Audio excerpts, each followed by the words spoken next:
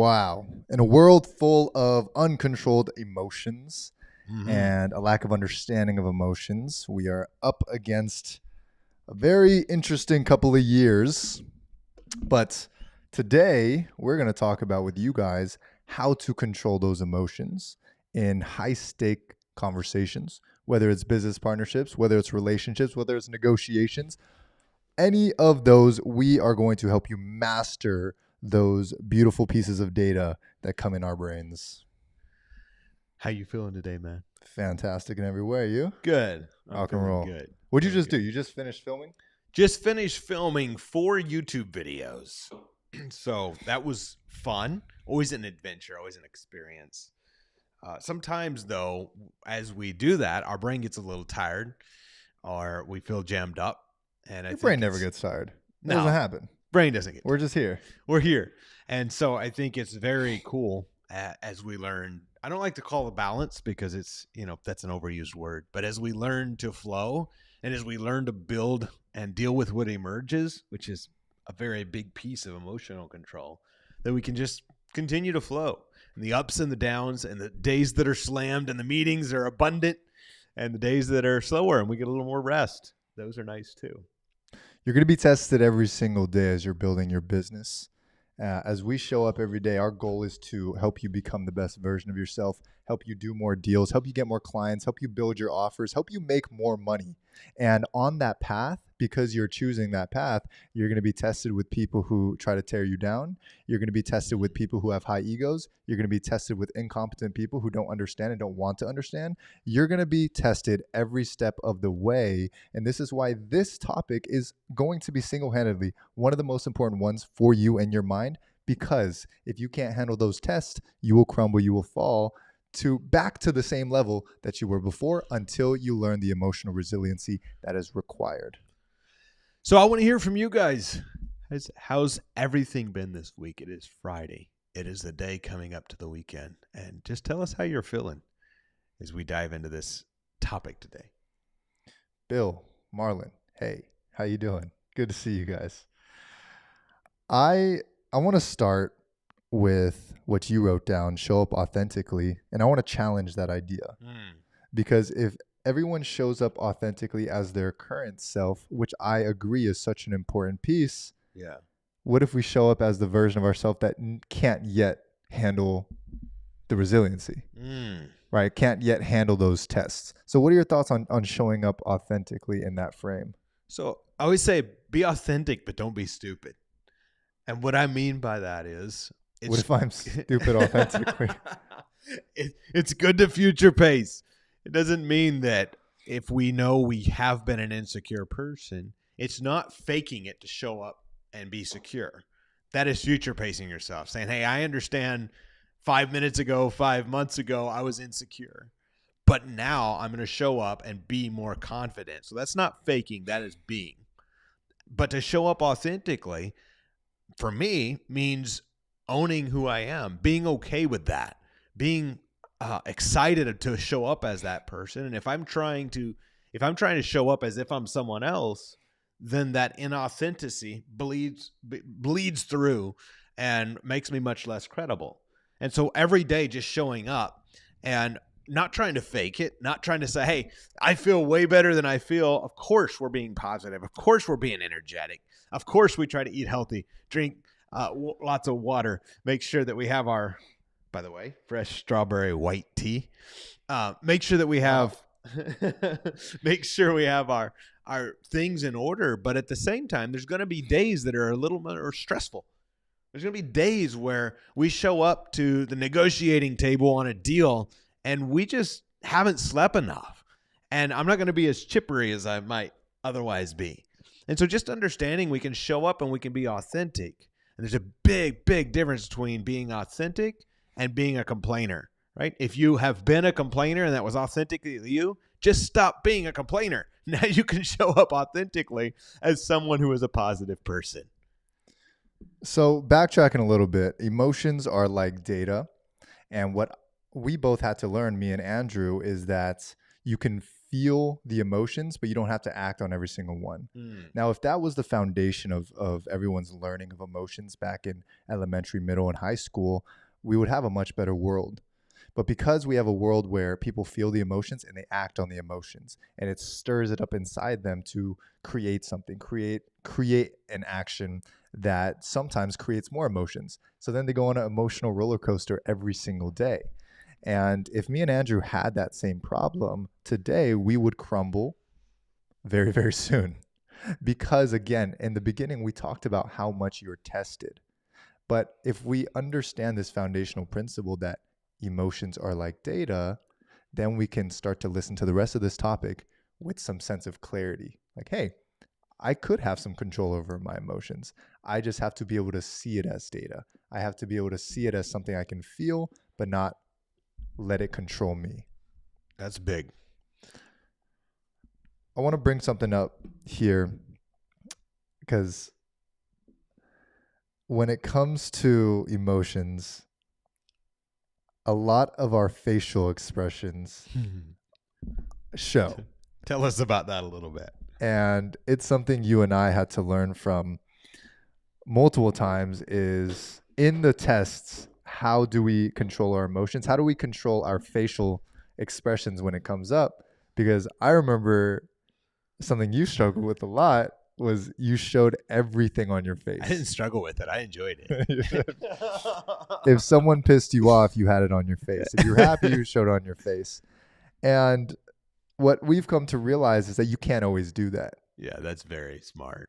Have your poker face. So let's talk about some high stake conversations that everyone here will go through as they're building their businesses. Something that will happen if you're a real estate investor, you're going to be talking to a seller negotiating a deal, and they're going to say something that doesn't set well with you.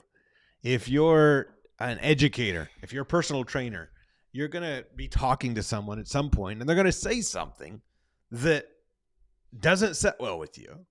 And how you react to that and how we control our emotions will have a direct result on how we either escalate the situation or we bring it to a good conclusion. And that's such a powerful thing. And I think this comes down to removing ego. Because if I have what I call alligator skin, I can't really be hurt per se. Somebody says something and it's like, oh, interesting, they think that. So now when someone cuts me off on the road or yells some bad thing at me, rather than being angry, be like, what an idiot, having that emotion rise up, showing it on my face, letting everything be a reaction. I'm like, how interesting that they're having such a bad day. They felt the need to yell that, right? And so the moment I can detach from that emotion and I can just, the immediate reaction, this takes a lot of habit building because there's going to be days where you feel like this business sucks. And there's going to be days where you get a check and you're like, this is the greatest business in the world. There's going to be days you're driving and you're like, this is fun. I love to travel. And then there's days you're like, I don't even feel like freaking leaving the house today. And so just understanding that that's normal and that's part of life. And if we can really act and react in a way that is on the level, constantly on the level, and not let anything or anyone get the best of us, that's going to help us. That helped me tremendously with my facial expressions and my reactions. When it comes to reacting, I want to bring up a topic that is more responding versus reacting, right? Because if we're reactive, as we talk about it so much, if we're reactive, we make a lot more mistakes. Yeah. Someone cuts you off on the road, you react by honking. Or you react by chasing them like I used to. Right? If you lose a deal, you react by cussing out the phone. You react by talking to your partner in a bad way. You react in such emotional ways. You hear that so often. Hey, you're reacting emotionally. However, when you respond, it requires the action of sitting back and saying, okay, how do I feel about this? What is really happening? What did this person mean? And when they said that, or if they cut me off, maybe you're able to say, you know what? I don't know who the person is. Maybe the person's pregnant and they got to get to the place faster than I do. Then you can respond by saying, it's okay. I'm going to let that pass. if you can learn to respond to things in such a fashion, then nothing can get to you anymore. Yeah, this is good. But when you react to it, then you're fully controlled by any external circumstance, any person you are controlled by. So the challenge here on today's live is that you walk away with this understanding of how do I respond to things versus how do I react. Question for you guys, just as we're spending yesterday and today really upgrading the show, how is our volume? Type in the chat, 1 out of 10. How do you feel our audio is? They're like, it's a 10. You're way too loud. 1 out of 10. 10 being like, hey, it sounds super crisp. It's awesome. 1 is like, I don't even want to watch. 1 out of 10. How is our audio? Keep going. Something I think, Leo, as you're sharing that is such a powerful thing. And I think it is shown in, of course, we experience it in business, but I think it's shown in politics a lot too. Because I see people all the time fighting over things that sometimes they don't even know anything about. Yeah. You go online and you just go to a ABC or a NBC or a Fox News post and you just start looking at the comments and you're like, people get so worked up and overwhelmed and all of the things over who knows what. And when I used to join that emotion, right, of like, I can't believe, how would somebody hate our country, right? And I would think that way. And I realized there's people who genuinely love our country, who maybe just don't have the same level of information someone else does, or doesn't looks at things in a different way. And so someone could actually still love our country or be excited about how things are going in their life. They could have all of these good feelings, but associate a different political candidate that can get the job done that they think needs to be done.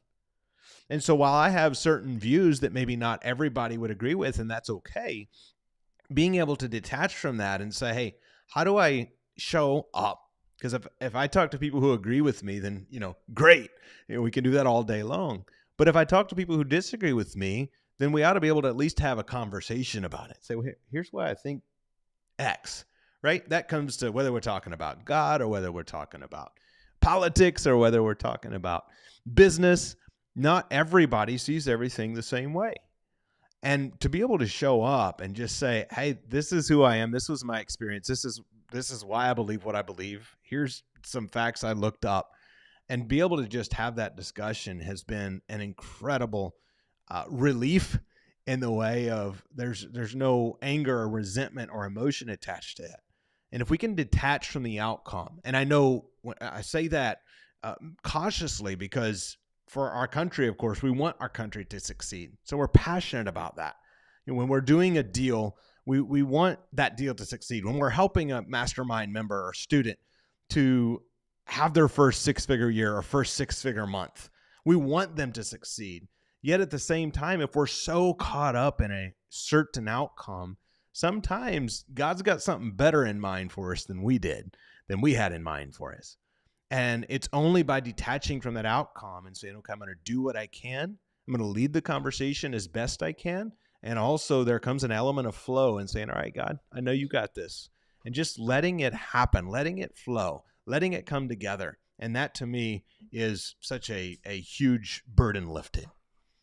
So talk about, Andrew, when you do talk to negative people, when you do talk to people who can't control their emotions or someone you just don't like, and you're stuck in a conversation. This is I want everyone to walk away with a new skill set here. What we do is we don't argue. Yeah. We ask questions always. People will see it as we're at events. You and I are at a dinner and we're talking to someone and it's a little bit more of a heated conversation. We'll simply have a poker face on. Yeah. Right. We'll breathe and we'll just ask the person questions. We're revealing all the secrets today. Absolutely. So if you see us breathing, it's because we. So let's talk about that, Andrew. I want to give that sauce away. Yeah, I think it's very important that we just ask the question. And the question, what do you want? Type it in the chat. What do you want? And I ask that question so often because disappointments or frustration usually come from a expectation that was not met. Whether it's relationships, whether it's partnerships, whether it's friendships, whether it's clients, whether it's anything, its expectation didn't meet what actually happened. So by asking, what do you want? We get to the bottom of what someone is actually thinking.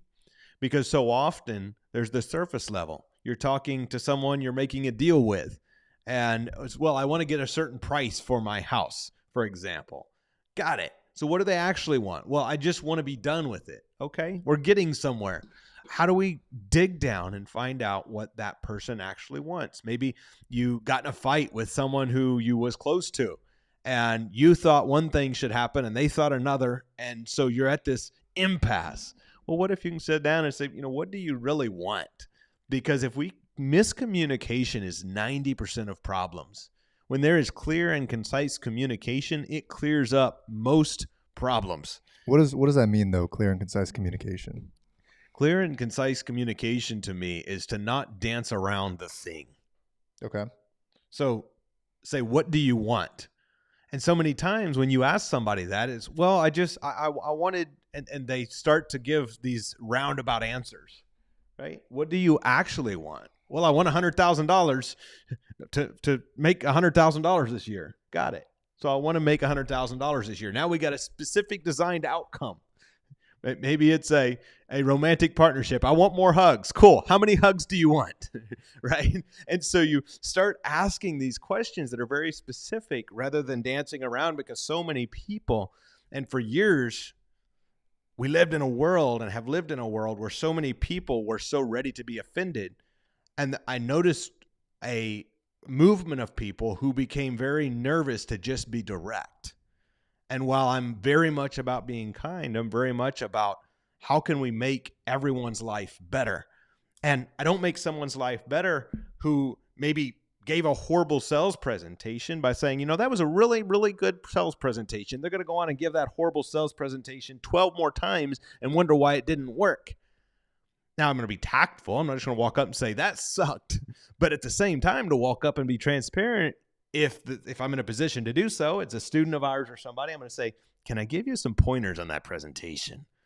Well, I liked your opening. This part, and this part needs a lot of help. Let's hop on a Zoom, right? So I'm now taking it from where it is to a new reality where it will work.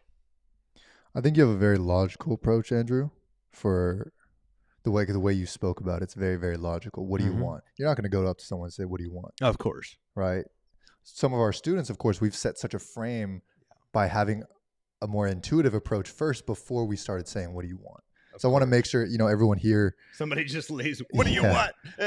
So when Andrew's saying like being able to say, what do you want? What does that really mean? It's like being able to ask it in a more intuitive way. If you are a more logical person where you just focus on the outcome, that's okay. But realize that those type of people also attract those type of people, where all your friends are just direct analytical people. However, when you introduce the more intuitive route of like, if I want to ask Andrew and we're meeting for the first time what he wants, it's, what are some of your goals? Like, what are you passionate about? Yeah. And let's say he shuts that down. He doesn't care. Conversation. He doesn't talk about what he's passionate about. Okay. What do you like to do? I just ask those type of questions, but I'm not asking you directly, what do you want? Right. But know, for you guys, the whole point of this is being able to ask the right questions to get to their outcome. Because I know we're going really, really deep here, but I think it's a lot of fun that we talk about this. What's the point of a conversation? Like, what's the point of you and I having a chat with each other in the first place? It's to get to a certain outcome. So if we can ask each other certain questions to get to that outcome, then we become a lot more productive. Yeah. And I know we're talking about emotions here. We'll go right back to that, but stay here with me for a second, Andrew. What's your opinion on that? I don't like looking at every conversation as outcome based, because I don't. I went so much on just intuitive based. Like, I'm just here to serve. I'm just here to help people. Yeah. That's why I ask the right questions. But then at the end of the day, it's still thinking logically, what am I here for? Yeah. Like why are we in this conversation? It's to serve. And if it is to serve, then I'm going to ask you the right questions to see how I can serve you. And if you do that with everyone around you, then now you're able to impact people so much more in business, impact people so much more in relationship. And I don't even know how that ties to emotions, but at this point, that is such an important conversation that I want to stick on for just a moment. What are your thoughts? I think it's good because there's some of our logical people on here are like, why are we even having this conversation right now if it don't get me to a check or it don't get me to a X conclusion? And I get that. And I actually used to be that way a little bit. I became a bit transactional. I was so nice.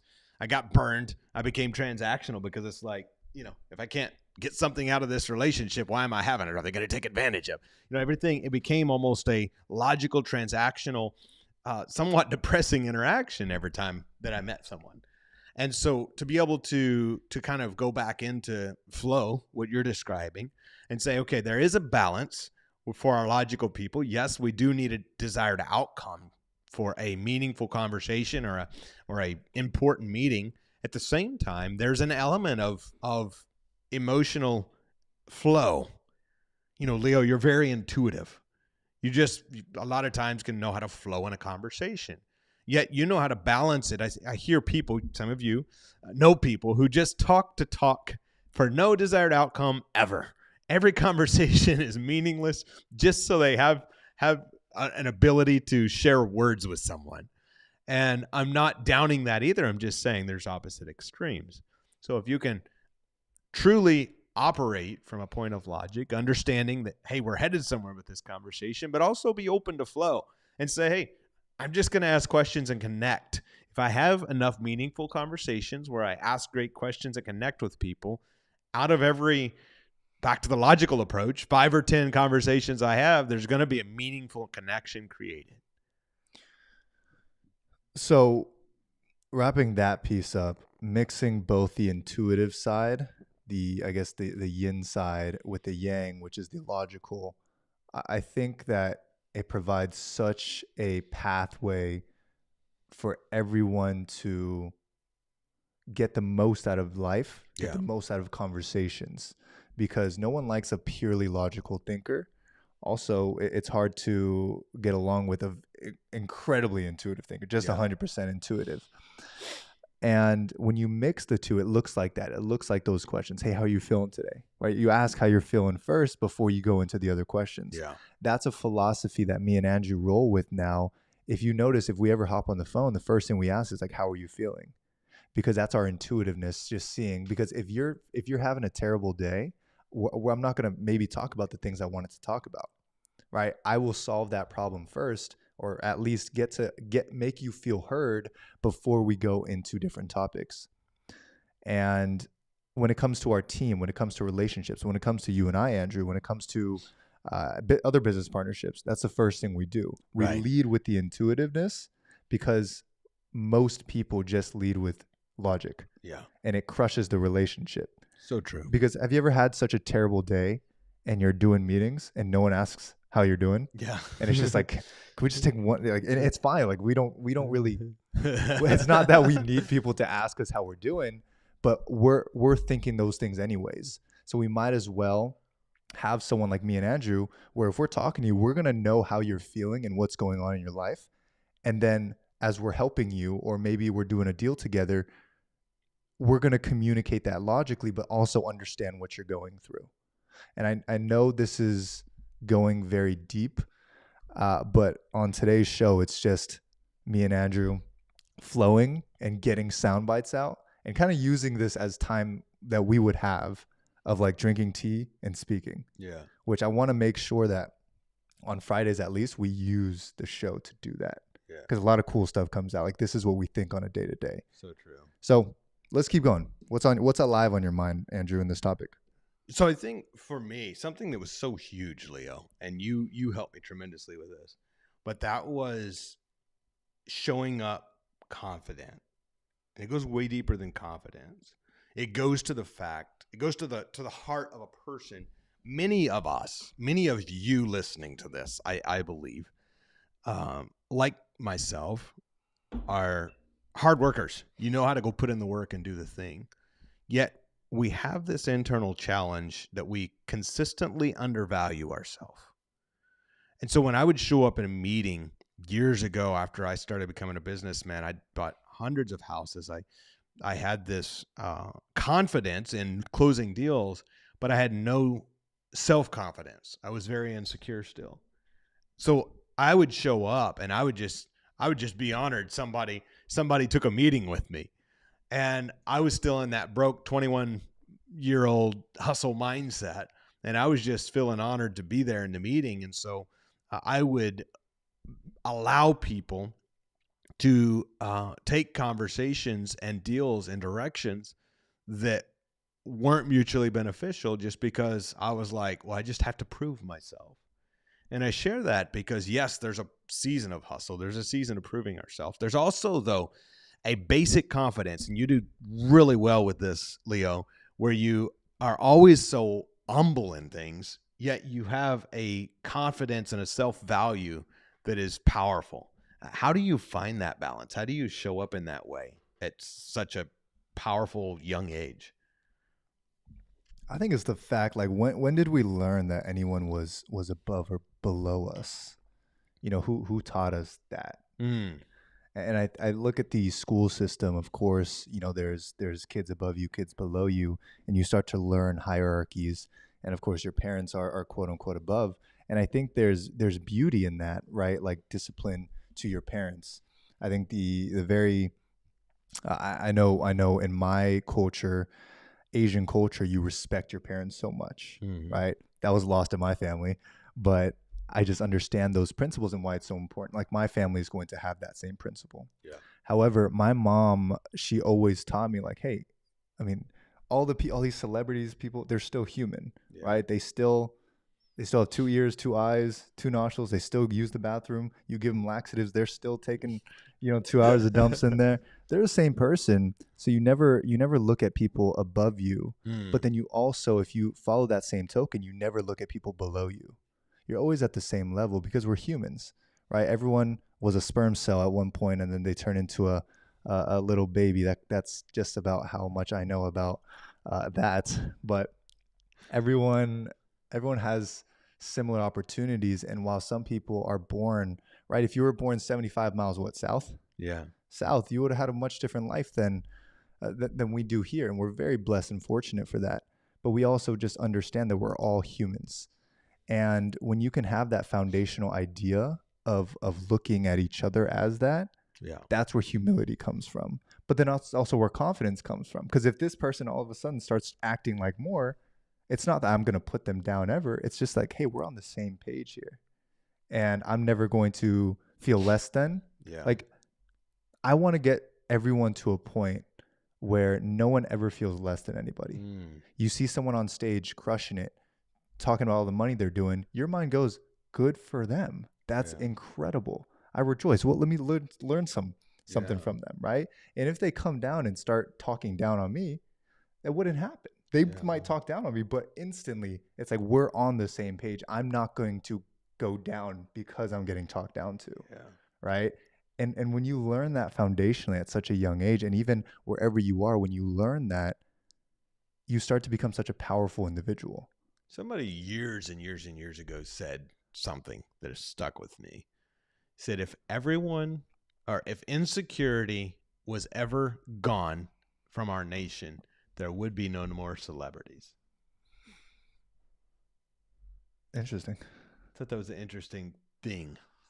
And it made me think, at first I was like, I don't know about that. But then the more I thought about it, I said, you know what? What you just described, so many people feel down, lower. I know I did for years. So I just thinking everything is proving my value and not realizing that our, value is in that we're king's kids, right? Our value is we're created in God's image. We're human and we're here to serve. Yes. And as humans, we're all have intrinsic, incredible value. Something Oscar Wilde said, I looked it up, says, be yourself because everyone else is already taken.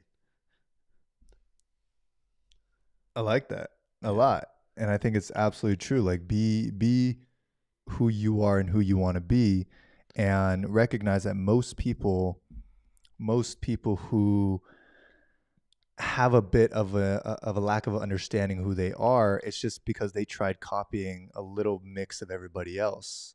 And then all of a sudden you become a concoction of like 19 people and you don't really have a sense of identity. But if you take exactly that quote and you start studying yourself and you start building a relationship with you, understand that God put you here for a reason. He gave you gifts, right? You are a king's kid. You are built in his image. Then why would you ever try to copy someone else's life when you have the gold inside of you?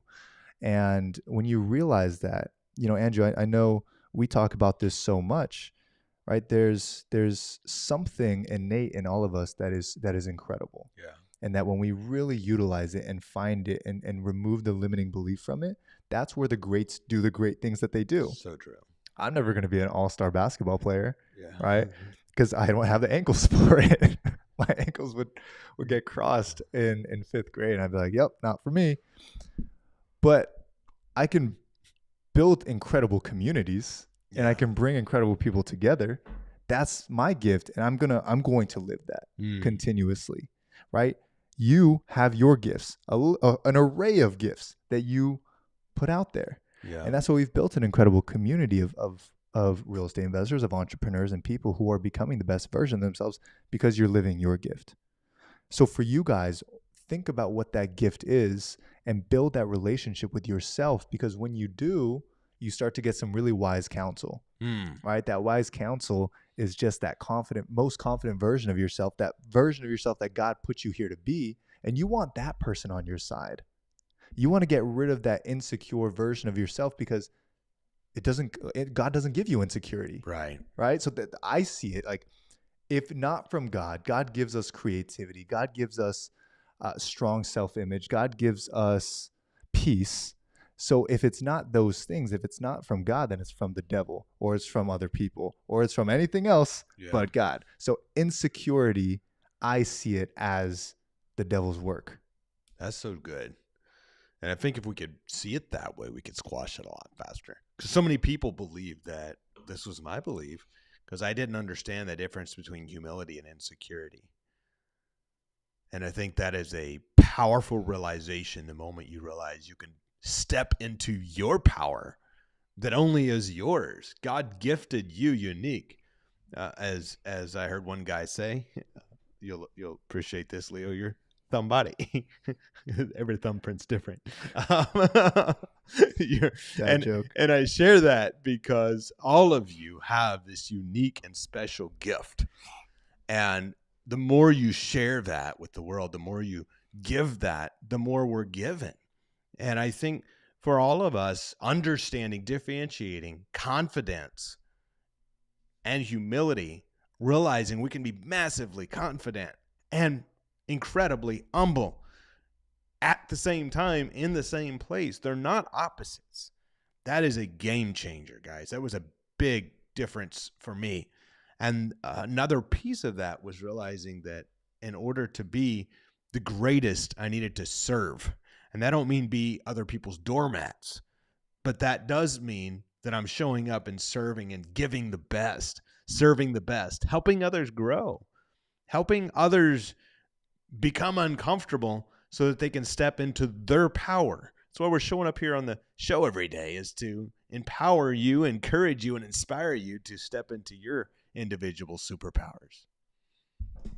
So before we wrap up, I want everyone to walk away with the ability to create almost a force field around you, right? I thought about this in high school, starting to think about what makes people confident, what makes people insecure. Yeah. And what I had done was I built not like bubble wrap, right? Because that's not the point. You're not trying to just protect yourself from everybody, right? But you're trying to create an invincible force field around you where nobody's words, nobody's insecurities, nobody's negativity can attach onto you. Because if you were someone, let's just say, 6 years ago, Andrew, if you were someone that did not build that yet. Yeah. Anything I say, anything anyone says, insults you about something, it would Yeah. hurt you. Mm. And that hurt would cause maybe 2-3 days worth of doubt. Yeah. Or Doubt, anger, pain, anxiety. absolutely. And that doubt would have seeded and started creating more doubt because maybe that doubt moved you away from taking a big decision that led you here. Yeah. So one person can destroy your whole life because you have not created a force field. So if you create a force field around your life, which is simply this, it's a mixture of strong self-relationship where you build such a great relationship with yourself. What does that mean? If you said something to me, right? You said, Leo, I think you're a bad listener, right? Okay. So I'll take that in. I'll say, am I a bad listener? Where does that come from? Am I bad? I'm a pretty good listener. I know I'm a good listener. Okay, cool. No, Leo, you're good. This is good. Yeah. Just respond. I don't think I'm a bad listener, but is there a moment that I made you feel like I wasn't listening? Right? The response is different. I'm not reacting by saying, what are you talking about? No, I'm not. Right. Instead, I'm responding, and you're taking a minute with a poker face to say, let me think about that for a second. Yeah. And that's literally what I do. If anyone ever comes up and tries to attack you, not physically attack you, there's other ways to solve that. We've But- been going to Muay Thai, and I like sleeping with a 9mm under my pillow. So There you anybody go. that has ideas. Emotionally attack you, try to make you feel down or cast insecurity onto you, the best thing you do is keep a poker face, keep a very calm face. Like I sometimes have an RBF where I'm, where it's very, where sometimes they don't know how I'm feeling, which is good. Yeah. You keep a poker face, you take 3 seconds, you breathe, and those 3 seconds are enough for you to say, respond nicely, ask a question, right? Ask like, are you okay? Is Yeah. everything going okay? And that's what allows you in every situation to start building this force field, because now you have a tool belt of when someone cuts you off, when someone insults you, when a team member is late, or whatever happens to you throughout the day, you can use this tool to respond emotionally, which builds, again, that force field that is unbreakable. No one can get through that force field. That is true confidence. I think a thing I didn't understand for so long was that to build that confidence, to build that, I call alligator skin, that thing that no one can get through, that confidence, that God-given confidence, stepping into your individual power, again, married with humility, means that we're constantly listening, we're constantly growing, we're constantly taking in data that makes us better, data that we can now improve, data that we can now grow from. And so knowing that we are stepping into that, we are improving constantly, but also it doesn't mean that we are surrounding ourselves by people who constantly put us down to a certain level. That was a game changer for me, because there was a lot of people who knew me when I was broken 21, and they never upgraded their vision of me. And so as I grew, 2 things had to happen. I had to come back down to the broke 21-year-old version and we could stay close, or we grew apart by design. And for each of us, as we encounter people who have a certain vision of us, know that change is uncomfortable. Know that change as you grow. Somebody once said, and this is a little bit of a dark view, but someone once said, everybody wants you to do well, just not better than them. And I listened to that, I took that in, and I didn't realize that. I just thought when I first found wealth in business, I was like, I'm going to take my family with me, my church with me, my friends, everybody wants to be, I'm going to go share with everybody. And what I found was many people would rather say you are wrong than to change what they've been doing. Because imagine someone's 50 years old. They've been doing a certain thing their whole life. And there's some types of people at 50, 60 years old, and they go, oh my gosh, this is new information. Thank you, God. Thank you, Andrew and Leo. This is what I've been waiting on. That's anybody who's here, who's in that bracket. You go, this is exactly what I needed. And then you have other people who say, wait a second, I need to resist this, because if I change now and it works, it shows that I could have done something different sooner, and that's tough for me to accept. For me, Leo, I've learned a lot from you. And some of the things I've learned were not easy for me to accept because I realized had I done them a decade sooner, I would be way further along. Except I'm humble enough to say, I didn't know what I didn't know. Thank you, God, it's now. Glad that we're connecting on this now and that you're sharing this now. And so I take that upward look and I share this so it's such an important piece because so many people stay drugged down for so long, all because of the environment and the people they're hanging around. Every time they start to rise, someone makes sure to knock them down with a little slight, a little joke, a little, you can never do that. You can never sell that. You'll go bankrupt. Why would somebody want to pay you for that? And there's always that slight that plants those seeds of doubt that grow in our minds. This is so good, Andrew. Thanks for going down that path with me of conversation and philosophy there. Thanks for guiding it, man. And the invisible or invincible force field around you is what I want you guys to build. And know that this is one of our favorite topics that we talk about. While it's a little bit sometimes all over the place when it comes to this topic, there's so much to learn from it. But foundationally, if you can build a relationship with yourself, and that removes insecurity, and then create a sense of confidence where you don't put anyone above you, don't put anyone below you, right? You put one man above you, you put God above you. That is what allows you to create what I have found is such a strong mentality and such a strong self-image. And you put the lens on of thinking, hey, the people that pass the filter, right, that pass the BS filter are the people that I want to be around, and they're naturally good people. Well, they are good people, or at least we communicate in a way where we know that we're going to be good to each other, right? And we see that so often because we know each other's intentions and values. Yeah. We also know that people aren't innately bad, right? But we know that anyone has the capability. That's why when we hire people, when we talk to people, it's have they been through enough life? Because have they been screwed over enough to know what could innately happen within humans because we're naturally sinners? Yeah. And can we protect ourselves from that, but also not look at every human as a bad person? Yeah. So then when we have that capability, we can walk throughout life with such strength, such wisdom to create the best relationships, the best friendships. And this is, I believe, the philosophy that we live by now because it's not that we don't have a lot of friends. It's just that we have a very strong inner circle and we don't let a lot of people in that inner circle. And same thing for you guys. I want you to do the same thing. Don't let anyone in. Don't let anyone into your circle. Don't let just anyone is what I'm saying. Allow the right people once you've built the right filters and once you've built the right skin, the force field, so that you can move forward with life with such good discernment of who is for you, who's not for you, because the people around you are going to make or break your life. So that foundationally is what I want you guys to take away with from this episode. And I'm glad that God brought us to that place because it's not what we were going to talk about. This is really good. What else goes through your mind, if anything, that we need to leave everyone with on this Friday afternoon? Reflect on that. A lot of what we're going to be talking about on this show is based upon that foundation. The business growth that you want, the relationship that you want, the lifestyle that you want, the travel that you want, they all stem from you building things that give you the income, give you the time freedom, give you the financial freedom to be able to go do these things. Life is actually very, very, very simple. There's a book. There's a book that gives us an operating system for our lives. It's the Bible.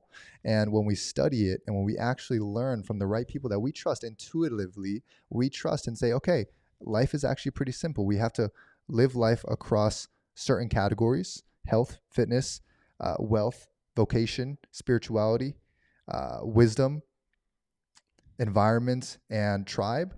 And I just have to grow in those areas and choose the right people around me. It gets a lot simpler, but we have to learn the foundations first. If we don't learn the foundations, we crumble because of our emotions, because we reacted to things. We lived a very reactive life rather than a proactive life, rather than responding to things naturally. Like this show, how are you going to respond? What are you going to do after this show? Maybe you're going to eat. Can you journal while you eat? Can you do something that's going to move you forward to understand these foundations? This is really good. Thank you, Leo, for leading us down this path today, for heading up an incredible Truca Daily show. We have a lot of exciting topics we're going to be covering with you next week. For some of you, we're going to be live in beautiful San Diego at our amazing mastermind at the mansion. So very excited to be hanging with some of you in person next week and the rest of you online. Guys, take the weekend, go make some actions happen. Audit your inner circle. Audit your inner circle, audit your business, audit your life, and realize it's your life. And we've only got one of these. So use it for good and for God. Be blessed. Have an awesome weekend. We'll see you Monday, same place, same time. Bye for now, guys. Later. 3, 2, 1.